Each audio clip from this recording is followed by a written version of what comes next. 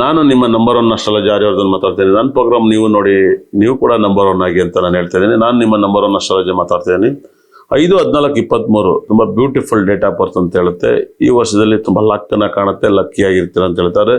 ತುಂಬ ದುಃಖ, ತುಂಬ ನೋವು ಎರಡೂ ಕೂಡ ಈ ರಾಶಿಯವರಿಗೆ ಇರುತ್ತೆ ಅಂತ ಹೇಳುತ್ತೆ.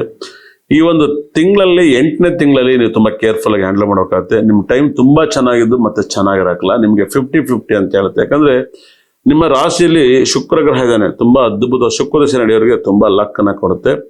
ಅದೇ ತರ ಸೂರ್ಯ ದಶೆ ಯಾರಿಗೆ ನಡೀತಿರುತ್ತೆ, ಬುಧ ದಶೆ ಯಾರಿಗೆ ನಡೀತಿದೆ, ಕೇತು ದಶೆ ಯಾರಿಗೆ ನಡೀತಿದೆ, ನಿಮಗೆ ತುಂಬಾ ಗಂಡಾಂತರಗಳಿದಾವೆ ಅಂತ ಹೇಳುತ್ತೆ. ಸೂರ್ಯ ದಶೆ ಮತ್ತೆ ಕೇತು ದಶೆ ಮತ್ತೆ ಸೂರ್ಯ ದಶೆ, ಯಾಕಂದ್ರೆ 17ನೇ ತಾರೀಕುವರೆಗೂ ನಿಮಗೆ ಸೂರ್ಯ ತುಂಬ ಲಾಭದಲ್ಲಿ ಇರ್ತಾನೆ. ಆದ್ರೂ ಕೂಡ ಅವನೇನು 12ಕ್ಕೆ ಹೋಗ್ಬಾರ್ದು. ನನ್ನ ಒಂದು ಪ್ರಕಾರ ತುಂಬಾ ಕೇರ್ಫುಲ್ ಆಗಿರ್ಬೇಕಾರದು ರಾಶಿನಿ ಕನ್ಯಾ ರಾಶಿನಿ ಆಗಿರುತ್ತೆ. ಕನ್ಯಾ ರಾಶಿಯವರಿಗೆ ಟೈಮ್ ಇಸ್ ಓವರ್. ಸಿಂಹ ರಾಶಿಗಿಂತ ಟೈಮ್ ಕೆಟ್ಟೈತೆ. ಸಿಂಹ ರಾಶಿನ ನಾನು ಕೆಟ್ಟಿದ್ದೆ ಇಲ್ಲಿವರೆಗೂ ಅಂತ ಇದ್ದೆ.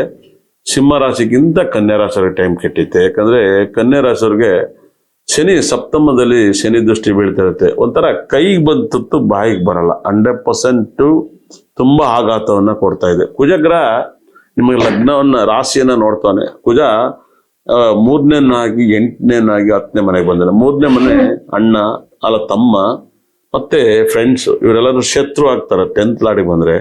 8ನೇ ಮನೆಯಲ್ಲಿ ತುಂಬಾ ನಿಮ್ಮ ಸಂಪಾದನೆ ಮೇಲೆ ಕುಜನ ದೃಷ್ಟಿ ಶನಿ ದೃಷ್ಟಿ ರಾಶಿ ಮೇಲೆ ಬಿಡಲ್ಲ.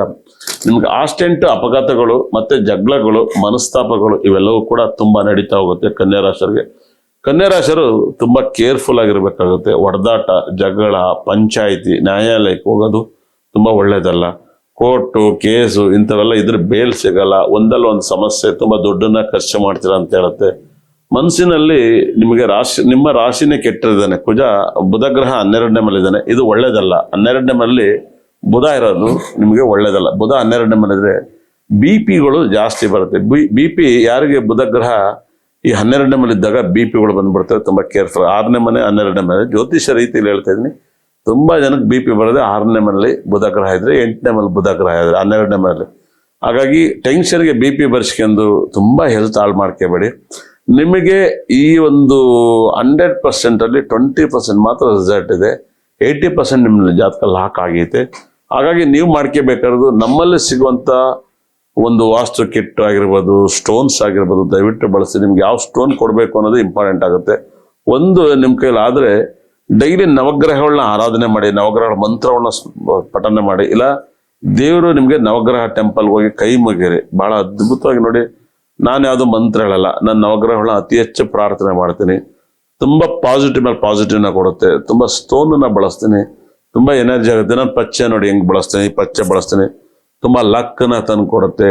ತುಂಬಾ ವೈಬ್ರೇಷನ್, ನನ್ನಲ್ಲಿರುವಂತ ಪಚ್ಚೆ ನಿಮ್ಗೆ ಸಿಕ್ಕಾಪಟ್ಟೆ ಎನರ್ಜಿ ತಂದು ಕೊಡುತ್ತೆ. ಅದ್ಭುತವಾದ ಒಂದು ವೈಬ್ರೇಷನ್, ತುಂಬಾ ಇಂಪ್ರೂವ್ಮೆಂಟ್ ಆಗ್ತೀರಾ.